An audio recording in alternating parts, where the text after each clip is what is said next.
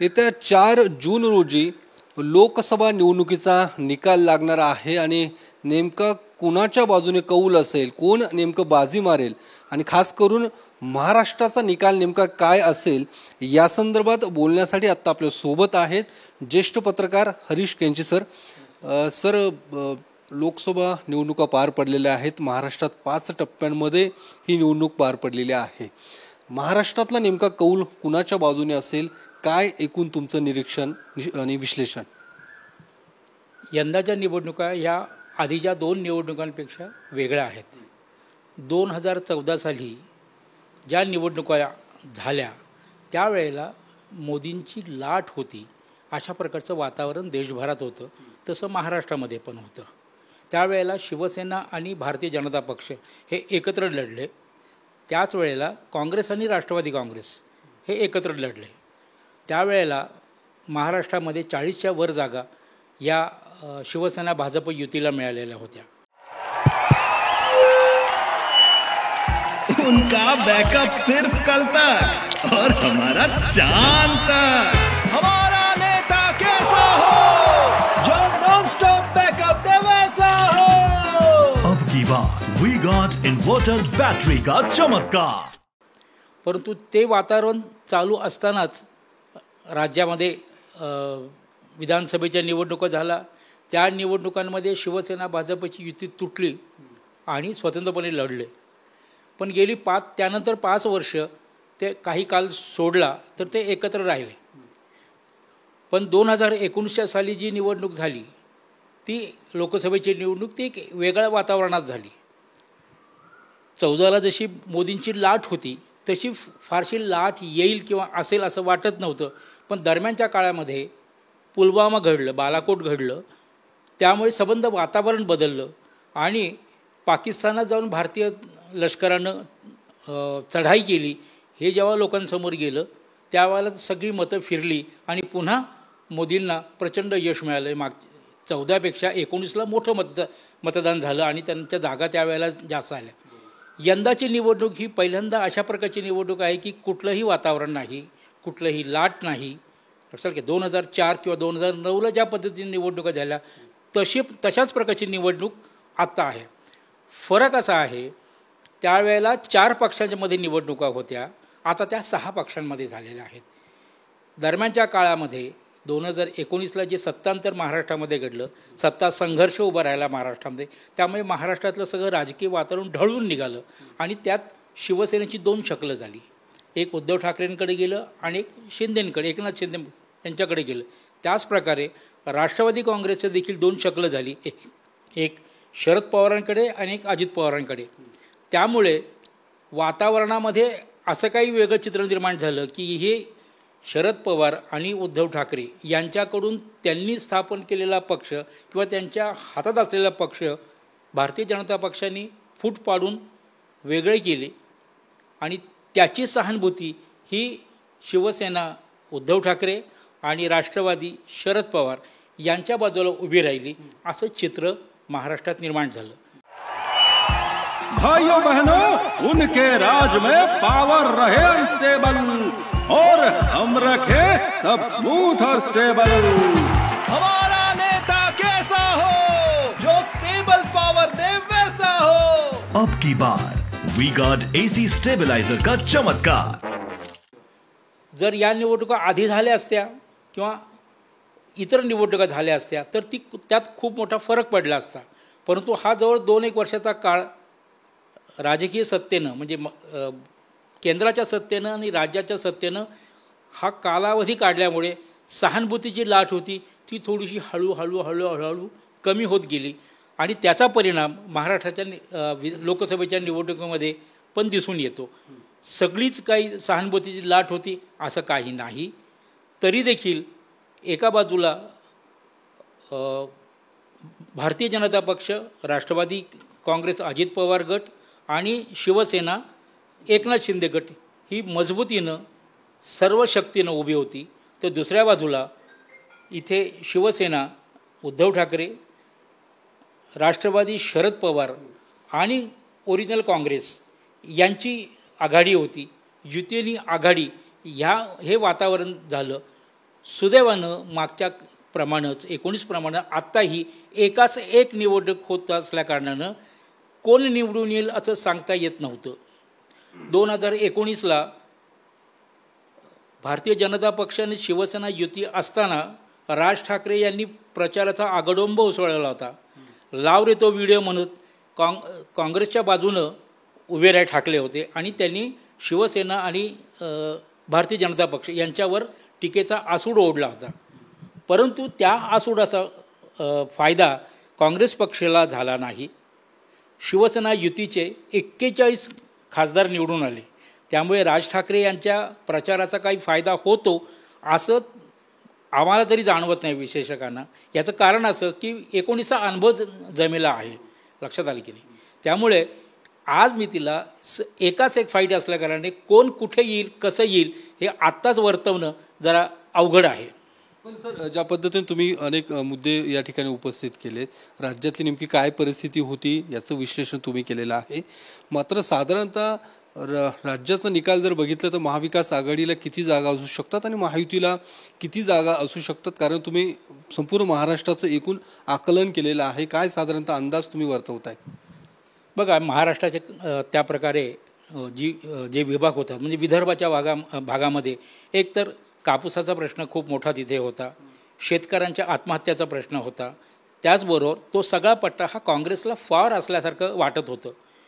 परंतु तिथे झालेल्या पंतप्रधानांच्या सभांचं वातावरण हे खूप मोठं बदल होत गेलेलं आहे. तिथे मराठवाड्यामध्ये मराठा आरक्षणाचा मुद्दा खूप मोठा होता. तिथे त्यांनी आंदोलन केलं होतं आणि त्यांनी एक प्रकारे सत्तेला म्हणजे एकनाथ शिंदे आणि देवेंद्र फडणवीस आणि अजित पवार यांच्या विरोधामध्येच वातावरण निर्माण करायचं असा एक प्रकारचा प्रयत्न झाला होता. परंतु अखेरच्या क्षणी जरांगे पाटील यांनी कोणतीच भूमिका घेतली नाही. तुम्हाला योग्य वाटतं ते करा, पण आपल्याला आरक्षण नाकाऱ्यांना धडा शिकवा असं सांगितल्यामुळे मराठवाड्यातलं वातावरण जे 8-10 जागा मराठवाड्यामध्ये आहेत त्याच्यामध्ये फरक पडू शकतो. तिथे महायुतीला दणका बसू शकतो आणि महाआघाडीला फायदा होऊ शकतो. पश्चिम महाराष्ट्रामध्ये अशाच पद्धतीचं आहे. पश्चिम महाराष्ट्रामध्ये संबंध वातावरण हे नेहमी राष्ट्रवादी काँग्रेसच्या बाजूला आजवर राहिलेलं आहे, कारण तो ऊसाचा पट्टा आहे. ऊसाच्या भावामध्ये काय झालेलं आहे, तुम्ही जे इथेनॉल निर्मिती करता त्याच्यासाठी ऊस देऊ नका अशा प्रकारचा आदेश सरकारनं काढला असल्यामुळे तो ऊस उत्पादक शेतकरी तिथे अडचणीत आलेला आहे. त्यांच्या भावाचा प्रश्न पहिला देखील हप्ता लोकांना मिळालेला नाही, हा जो सगळा प्रश्न त्या पट्ट्यामध्ये आहे तिथं तो विरोधात जायचा म्हणजे महायुतीच्या विरोधामध्ये जाण्याची शक्यता मोठी आहे. कोल्हापूरमध्ये बघितलं तर शाहू महाराज उभे आहेत, शाहू महाराजांनी इतर त्याच पद्धतीने हातकणंगलेमध्ये देखील तोच प्रश्न आहे. आणि सांगलीमध्ये मात्र अशा पद्धतीचं आहे की तिथं तिरंगी लढत आहे. जो सगळीकडे सिंगल असताना तिथे तिरंगी लढत आहे.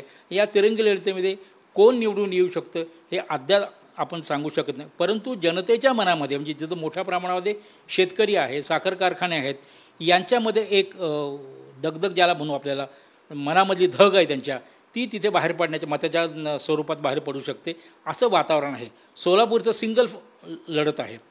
सोलापूरमध्ये आजपर्यंत भारतीय जनता पक्षाचं वर्चस्व राहिलेलं आहे. म्हणजे तिथला खासदार भारतीय जनता पक्षाचे, सगळे आमदार भारतीय जनता पक्षाचे, महानगरपालिका भारतीय जनता पक्षाची. असं असताना केंद्रामध्ये गृहमंत्री म्हणून जबाबदारी पार पडलेल्या सुशीलकुमार शिंदेंचा पराभव तिथं झाला, 2दा पराभव झाला. आणि तिथे आत्ता तिसऱ्यांदा त्यांची मुलगी उभी आहे, त्याच्या विरोधामध्ये युवा आघाडीचे राम सातपुते उभे आहेत. परंतु ती लढत सिंगल लढत आहे. मागच्या वेळेला तिथे प्रकाश आंबेडकर उभे होते, त्यांनी जवळजवळ 1.5 लाख मतं घेतली होती. आणि आता आंबेडकरांनी प्रणिती शिंदे जी काँग्रेसची आहे तिला पाठिंबा दिलेला आहे. त्यामुळे इथलं वातावरण देखील बदलण्याची शक्यता या सगळ्या पार्श्वभूमीवर दिसून येते. कोकणामध्ये मात्र शिवसेनेचं वातावरण पूर्वीपासून आहे. मुंबईचं संबंध अर्थकारण कोकणाचं सगळं अर्थकारण मुंबईवर अवलंबून असतं. त्यामुळे तिथली शिवसेनेचं वातावरण जे आहे ते कोकणामध्ये असतं. त्यामुळे तिथे शिवसेनेला किंवा राष्ट्रवादी काँग्रेसला शरद पवारांच्या किंवा काँग्रेसला तिथे यश मिळतं. पण काँग्रेसच्या जागा तिथे नाहीत. तिथे राष्ट्रवादी काँग्रेस आणि शिवसेना यांचीच लढत आहे. त्यामुळे तिथे शिवसेना किंवा महायुती आघाडी ज्याला म्हणू आपण त्याला यश मिळण्याची शक्यता आहे. साधारणतः काय एकूण ओव्हरऑल अंदाज जर तुम्ही वर्तवायचा ठरवला तर काय साधारणतः असेल? अंदाजाचा प्रश्न असा की या संदर्भामध्ये महायुती आणि महाआघाडी अशा दोन ज्या घटना आहेत, पक्ष म्हणून उभे आहेत, ते एकमेकांच्या समोर उभे आहेत. आजवर अशी सरळ लढत कधी झालेली नाही, का तिरंगीच लढती झालेल्या आहेत. आज यंदा पहिल्यांदाच अशी सिंगल लढत होती आहे आणि या लढतीमध्ये कुणाचं पारडं जड होईल हे आत्ताच सांगणं शक्य नाही. कारण आता जे सर्वे झालेले आहेत या सर्व्यांमध्ये अशा पद्धतीचं वातावरण निर्माण झालेलं आहे की महाआघाडीला 28 एक जागा आणि महायुतीला 20 एक जागा मिळतील अशा प्रकारचं चित्र आहे. काही सर्वेंमध्ये कमी जास्त दाखवले पण हे चित्र एकंदरीत आहेत. परंतु दुर्दैवानं मला असं वाटतं की मी आज जवळजवळ 40 वर्ष या पत्रकारितेमध्ये आहे. मला किंवा आमच्या कुटुंबातल्या किंवा माझ्या मित्रपरिवारामध्ये गेल्या 40 वर्षात एकही सर्वे करणारा माणूस आम्हाला भेटलेला नाही. तुम्हाला भेटला असेल तर बघा, पण माझ्या माहितीप्रमाणे एकही सर्वे करणारा माणूस मला भेटलेला नाही. त्यामुळे हे सर्वे होतात कसे? कोणी स्पॉन्सर केलेले असतात का? कोणी जाणीवबुजून असं काही प्रयत्न करतात का? आता चॅनल्सवर अनेक प्रकारे अनेक लोक येतात, राजकीय विश्लेषक येतात, तसे सेफॉलॉजिस्ट पण येतात. सेफॉलॉजिस्ट हे मागच्या निवडणुकीचा आधार घेऊन या निवडणुकीचा अंदाज वर्तवत असतात. परंतु मी तुम्हाला मगाशी सुरुवातीला सांगितलं त्यावेळेला 2014 आणि 2019 झालेल्या निवडणुकीचं वातावरण हे वेगळं होतं आणि आत्ताचं वातावरण हे पूर्णपणे वेगळं आहे. लक्षात आलं की नाही? त्यामुळे कोणा बाजूनं मतं फिरली असतील किंवा लोक कोणाच्या मागं उभे राहिले असतील हे आत्ताच सांगणं अवघड आहे. कारण लोकांच्या मनामधलं जे आहे ते लोक व्यक्त करत नाहीत. कारण लोकांना त्यांच्या मनामध्ये एक प्रकारची भीती आहे. स्पष्टपणे कुणीही कुठे काही बोलत नाही, पण जर तुम्ही सत्तेच्या विरोधात बोलत असाल ते लोक मग हळूहळू आपल्या बाजूला बोलायला लागतात. परंतु सत्तेच्या बाजूला बोलायला लागलं, हो हो हो काय हरकत नाही, मोदींचं चांगलं काम आहे असं तुम्हाला पटेल अशा पद्धतीनं लोक बोलतात, पण मनातलं कधीही व्यक्त करत नाहीत. असा अनुभव यंदा पहिल्यांदाच आलेला आहे तो. पण सर, ज्या पद्धतीने या सगळ्या प्रचारातले जे मुद्दे होते, अनेक मुद्दे समोर आलेले आहेत, तुम्हाला काय वाटतं की प्रचारामध्ये महाविकास आघाडीच्या कुठल्या गोष्टी या जमेच्या होत्या आणि कुठल्या गोष्टी या कमकुवत होत्या? त्याच पद्धतीने महायुतीच्या पण आणि महाविकास दोघांच्या बाबतीतलं काय तुमचं विश्लेषण असेल? कसं आहे, प्रचाराला किती सगळे प्रकार त्याच्यामध्ये आले, साम दाम दंड भेद सगळं आलं त्याच्यामध्ये. ज्याचा हाती काठी त्याची म्हैस अशा प्रकारचं वातावरण होतं. सर्व शक्तीनं महायुती उतरलेली होती.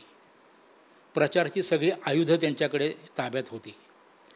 प्रचंड पैसा होता, सत्ता होती. असं असतानाही त्यांनी ज्या प्रकारे प्रचार करायला हवा होता की आम्ही या 10 वर्षाच्या कालावधीमध्ये आम्ही काय प्रचार केले, आम्ही काय निर्णय घेतलेले आहेत, ते निर्णय लोकांच्या उपयोगी किती आलेले आहेत आणि पुढच्या 5 वर्षामध्ये आम्ही काय करणार आहोत हे युतीने खरं तर मांडायला हवं होतं. दुर्दैवानं ते मांडलंच नाही. त्यांनी म्हणजे आता खुद्द पंतप्रधानांनी शरद पवारांना भटकती आत्मा म्हटलं, उद्धव ठाकरेंना नकली संतान म्हटलं. हा प्रचाराचा स्तर दाखवतो किती आहे. याच मुद्द्यांवरून बाकीचे जे नेते आहेत युतीमधले हे वैयक्तिक चारित्र्य हननाच्या गोष्टी करत राहिले. शरद पवार किती खोटे बोलतात, शरद पवारनी काय काय केलं, त्यांनी पहिल्यांदा पाठीत खंजीर खोपसला.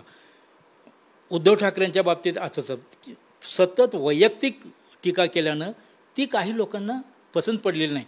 म्हणजे जी सहानुभूती या दोघांना मिळणार नव्हती किंवा कमी झाली होती ती पुन्हा त्या पद्धतीनं सहानुभूती मिळायला कारणीभूत ठरलं. तो यांचा प्रचार. यांनी काय केलं हे सांगितलं नाही, परंतु जे करणार आहे तेही सांगितलं नाही. त्यामुळे ते एक वातावरण झालं. आणि मग आघाडीकडं असंच वातावरण झालं की देशामधलं संविधान धोक्यात आलेलं आहे, देशाचं अस्तित्वच धोक्यात आलेलं आहे. जर मोदी पुन्हा सत्तेवर आले तर देशामध्ये निवडणुका होणार नाही, लोकशाही संपेल, संविधान अडचणीत येईल आणि तानाशाही ज्याला म्हणतो आपण एकाधिकारशाही जी आहे ती राबवली जाईल. हा प्रचाराचा मोठा मुद्दा महाआघाडीने घेतला. त्यामुळे ह्या वातावरणामध्ये आज नेमकं काय घडणार आहे हे सांगू शकत नाही आपण. दुसरा महत्त्वाचा मुद्दा, महाराष्ट्रामध्ये हिंदू मुस्लिम ध्रुवीकरणाचा मुद्दा चाललाय का, तुम्हाला असं वाटतंय का? आणि त्यात राम मंदिराचा जो भाजप सातत्याने मुद्दा जो पुढे आणतंय, तो मुद्दा किती यशस्वी ठरलाय असं तुम्हाला वाटतं या सगळ्या प्रचारात? नाही, कसं होतं की आता तुम्ही बघा, महापालिकेची निवडणूक असेल, तिथला नगरसेवक असतो आणि एखादी वस्ती असते मोठी, त्या वस्तीला पाणी नसेल तर ते लोक त्या नगरसेवकाला फोन करतात आणि नगरसेवक काय करतो, पाण्याचा टँकर पाठवतो त्यांना. जो हे फोन करत असतात तो टँकर पाठवत असतो. पण जर त्या नगरसेवकानं प्रयत्न करून तिथं पाण्याचं नळ कोंडाळं आणून दिलं आणि त्यांच्या दारात पाणी आणून दिलं तर ते मतदार त्या नगरसेवकाला परत कधी विचारत नाही. हे जसं आहे उदाहरण, तशाच पद्धतीने राम मंदिराचं आहे. गेली अनेक वर्ष राम मंदिराचा प्रश्न प्रलंबित होता. कोर्टाच्या माध्यमातून तो सुटला. त्या ट्रस्टनी मंदिर उभं केलं. मोहन भागवत आणि नरेंद्र मोदी यांनी जाऊन रामलल्लाची प्राणप्रतिष्ठा केली. विषय संपला. त्यामुळे रामाचा मुद्दा आपल्या महाराष्ट्रामध्ये फारसा चालला का, तो चालला नाही. लोक राम हे विसरले त्या काळामध्ये, लक्षात आलं की नाही. पण रामाचा मुद्दा त्यांनीच असा उचलायचा प्रयत्न केला, त्याला लोकांचा प्रतिसाद मिळत नाही असं दिसल्यानंतर त्यांनी तो मुद्दा सोडला आणि मग हिंदू मुस्लिम सुरू केलं. मग पंतप्रधान महाराष्ट्रामध्ये जवळजवळ 18-20 सभा त्यांनी घेतल्या. कारण कधीही पंतप्रधान 2-4 सभापेक्षा जास्त कधी आजवर घेत नव्हते, पण 18-20 सभा त्यांनी घेतल्या यावेळेला. याचं कारण आपल्याला माहिती आहे की सत्तेच्या विरोधामध्ये जी पक्षांची फाटाफूट झाली आणि वातावरण बदललं आणि सहानुभूतीची लाट याचं जसं त्यांना मॅसेज गेला असेल किंवा त्यांचा रिपोर्ट गेला असेल, त्यामुळे त्यांनी 20 ठिकाणी सभा घेतल्या, रोड शो केला अनेक ठिकाणी. हे करण्यामागं त्यांचा उद्देश असा होता की आपण लोकांवर बिंबवायचं आहे, लक्षात घ्या. हे करत असताना त्यांना आपण काय केलं हे सांगणं सोडून दिलं आणि हिंदू मुस्लिमचा विषय काढला तिथे. म्हणजे तुमच्याकडचे सगळे पैसे काढतील, तुमच्याकडचे मंगळसूत्र काढतील आणि ते सगळे मुसलमानांना वाटतील, ज्यांच्या जास्त अपत्य आहेत अशानं ते वाटतील वगैरे. अशा प्रकारचं वेगळं विचित्र वातावरण त्यांनी निर्माण केलं आणि त्यातून काय झालं, मुस्लिमांचं मतांचं ध्रुवीकरण झालं. आणि ती मंडळी आधीच दुखावली होती, कारण मागच्या काही वर्षामध्ये ज्या पद्धतीनं केंद्र सरकारची धोरणं राबवली जात होती ती एक विशिष्ट प्रकारे राबवली जात असल्याकारणानं मुस्लिम समाज सगळा विरोधात होता तिथे. आणि तो कुठे आयसोलेट होतो हा प्रश्न त्यांच्या डोळ्यासमोर होता की ही मतं आम्हाला मिळाली नाही तरी चालतील, पण हिंदूची एकगठ्ठा मतं आम्हाला मिळायला हवीत. अशा प्रकारचा प्रयत्न भारतीय जनता पक्ष किंवा महायुतीनं त्या निमित्तानं केला. पण दुर्दैव असं झालं की ही सगळी एकत्रित झालेली मुस्लिमांची मतं मोदींच्या समोर ठामपणे कोण महाराष्ट्रात उभा राहतो आहे हे जेव्हा त्यांनी पाहिलं तर त्यांनी ती उद्धव ठाकरेंच्या सभांना जो प्रतिसाद दिला लोकांनी, त्या सभांमधून मोदींच्या विरोधात जी ठाकरेंनी भूमिका मांडली, त्यामुळे तिथली जी मतं आहेत मुस्लिमांची मतं, ही मतं ठाकरेंकडे वळली. लक्षात आलं की नाही. ही मतं वळली तिथे ठाकरेंकडे आणि त्यांना असं वाटलं की आता महाराष्ट्रामध्ये आपल्याला ठाकरे हे एक संरक्षक आहेत असं वातावरण निर्माण झालं. दुर्दैवानं या महायुतीच्या आघाडीमधले सगळे नेते हे उद्धव ठाकरे यांनाच टार्गेट करत होते आणि त्यामुळं जणू महाराष्ट्रामध्ये विरोधी पक्षाचा नेता म्हणून फक्त उद्धव ठाकरेच आहे असं लोकांसमोर आल्यामुळे पुन्हा सहानुभूतीची लाट त्यांच्याबरोबर निर्माण झाली असं मला वाटतं. तुम्ही जी म्हणताय सहानुभूतीची लाट, म्हणजे ठाकरे आणि पवारांभोवती जी सहानुभूतीची लाट होती ती मतदानामध्ये दिसेल असं वाटतं तुम्हाला? नाही, काही प्रमाणात दिसू शकते ना. मी तुम्हाला मगाशीच म्हटलं ती हळूहळू निवडणुका लांबल्या गेल्यामुळं ते सगळे सहानुभूती ती कमी कमी कमी होत गेली. आणि महाराष्ट्रामध्ये ज्या 5 टप्प्यामध्ये मतदान झालं, प्रत्येक टप्प्यावर जे त्यांच्या सूत्रांकडून त्यांना माहिती मिळत गेली सत्ताधारांना, त्यामुळे त्यांची स्ट्रॅटेजी प्रत्येक वेळेला बदलत गेली. पहिल्या 2-3 टप्प्यामध्ये मतं मिळत नसं लक्षात आल्यानंतर त्यांनी आपली स्ट्रॅटेजी प्रत्येक वेळेला बदलली. पहिल्या 3 टप्प्यामध्ये संघाच्या लोकांनी काम केलं नाही अशा प्रकारचा ओरडा भारतीय जनता पक्षामध्ये निर्माण झाला. म्हणून मग संघाची यंत्रणा 4थ्या, 3ऱ्या, 4थ्या, 5व्या टप्प्यामध्ये निर्माण झाली. हे जे बदल झाले ना, हे त्या पद्धतीनं बदल होत गेले 5 टप्प्यांमध्ये. एक दुसरा महत्त्वाचा मुद्दा अर्थात 2019मध्ये वंचित बहुजन आघाडीने जो काही जे डॅमेज केलं होतं ते यावेळी 24मध्ये होईल असं वाटतं एकूण चित्र? नाही, मला नाही वाटत. त्याचं कारण असं की 19ला ज्या लोकसभेच्या निवडणुका झाल्या त्यात वंचितनं चांगली मतं घेतली, त्याच्यामध्ये नाही असं नाही. परंतु ज्याला विधानसभेच्या निवडणुका झाला त्यावेळेला 2% मतं पडली, म्हणजे जी 10-12% मिळाली होती ती 2% येऊन थांबली विधानसभेला. 30% आत्ता असेल का सांगता येत नाही. आणि दुसरा महत्त्वाचा मुद्दा, प्रचारामध्ये एक महाविकास आघाडीनं जे नॅरेटिव्ह तयार केलं की भारतीय जनता पक्ष सत्ता आली तर बाबासाहेब आंबेडकरांनी निर्माण केलेले संविधान हे मोडून काढून टाकतील. हे जे भावनिक विषय महाआघाडीनं त्या समाजापर्यंत, वंचित समाजापर्यंत पोहोचल्यामुळे ती मतं, आपली मतं तिकडे जाऊन वाया घालवण्यापेक्षा जे संविधान रक्षणासाठी उभे आहेत त्यांच्याकडे जावं, अशा प्रकारचा विचार एक झालेला आहे असं मला जाणवलेलं आहे तिथे. शेवटचा प्रश्न सर, एकूण देशात नेमके काय साधारणतः NDAच्या बाजूने काय आकडेवारी असू शकते आणि राज्यात एकूण जे काही 48 जागा आहेत त्यामध्ये काय नेमका तुमचा वैयक्तिक अंदाज काय असू शकतो? देशभरातलं म्हणाल तर बघा, आता मागच्या वेळेला 303 जागा मिळाल्या होत्या. त्या प्रामुख्यानं हिंदी बेल्टमध्ये मिळाल्या होत्या. म्हणजे तुम्ही कर्नाटक, महाराष्ट्र, गुजरात, राजस्थान, हरियाणा, उत्तर प्रदेश, मध्य प्रदेश, उत्तराखंड हा जो पट्टा आहे, बिहार, या सगळ्या पट्ट्यामध्ये मिळालेल्या आहेत. आता 400 पार म्हटल्यानंतर आणखीन कुठल्या जागा त्यांना मिळू शकत आहेत? दक्षिणेकडे मिळत नाहीत, पूर्वेकडे मिळत नाहीत. मग 400 पार होणार कसं? ते होत नाही आहे.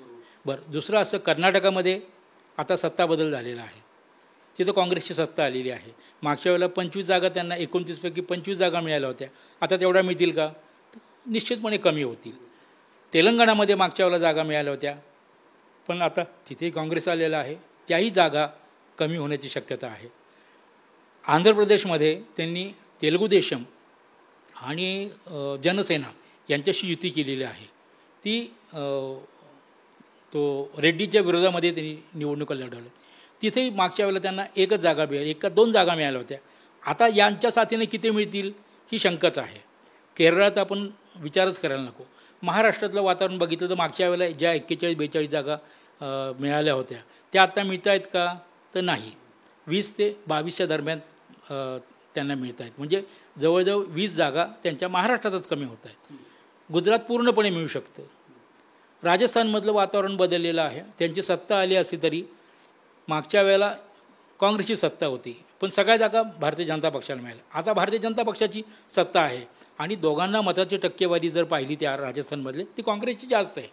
निवडून आलेले लोक भारतीय जनता पक्षाचे आहेत पण काँग्रेसची मतं जास्त आहेत. त्यामुळे लोकसभेच्या निवडणुकीमध्ये देखील काँग्रेसला तिथं काही जागा मिळण्याची शक्यता आहे. त्याच्यानंतर आपण मध्य प्रदेशमध्ये पाहिलं तर तिथंही अशीच परिस्थिती, सगळ्या जागा त्यांना मिळू शकत नाहीत. तिथंही कमी जास्त जागा होऊ शकतात. उत्तर प्रदेशमध्ये पण जे वातावरण बदललेलं आहे तिथे आता राहुल गांधी आणि अखिलेश ह्या दोघांचं संगनमत झालेलं आहे. दोघांनी युती केलेली आहे तिथे.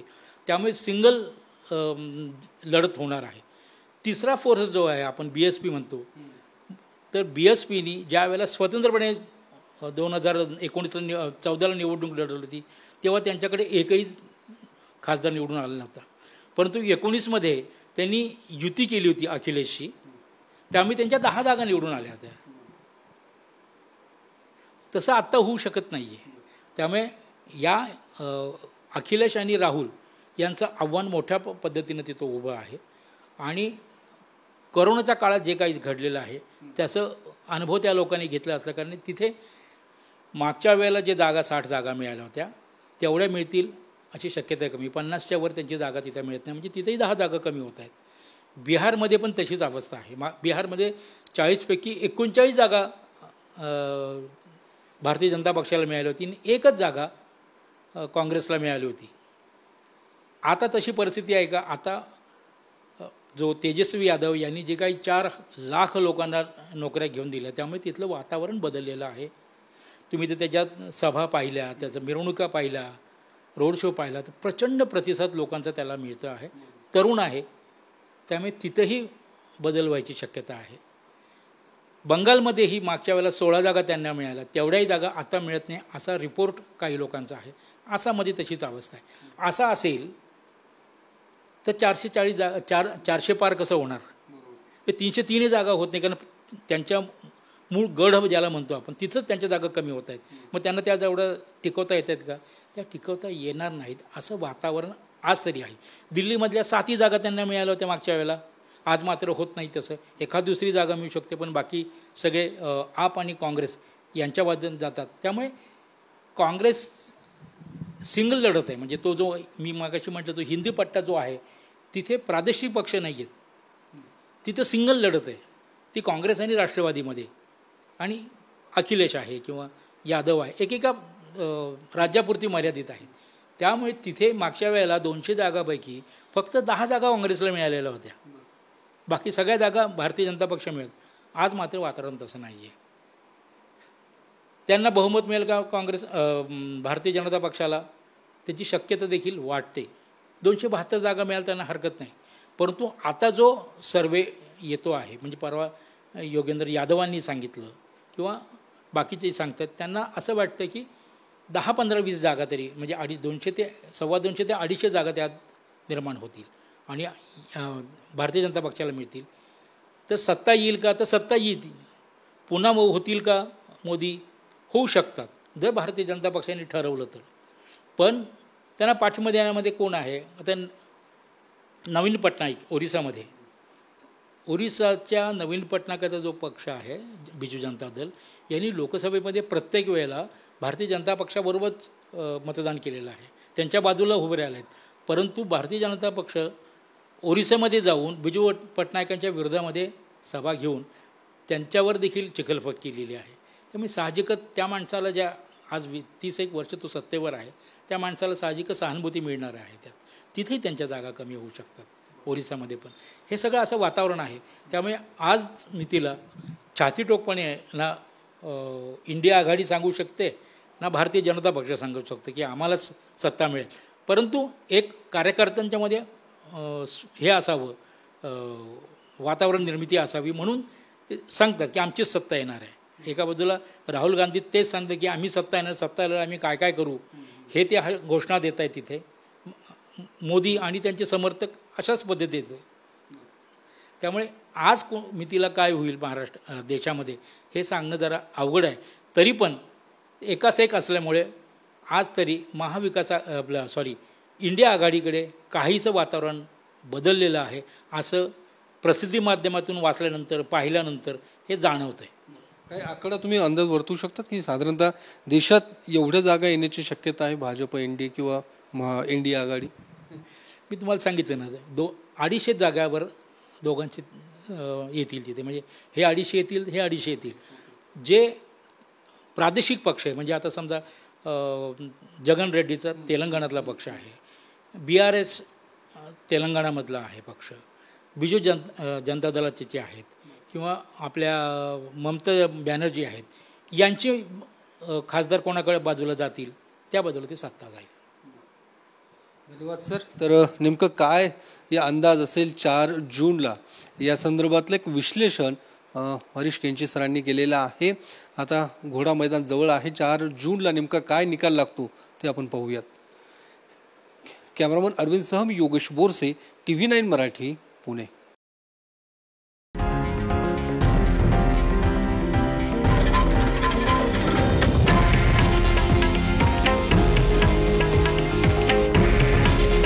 हे आहे देशातील नंबर 1 न्यूज नेटवर्क आणि आपण पाहत आहात TV9 मराठी. काळजी तुमची, हित महाराष्ट्राचं.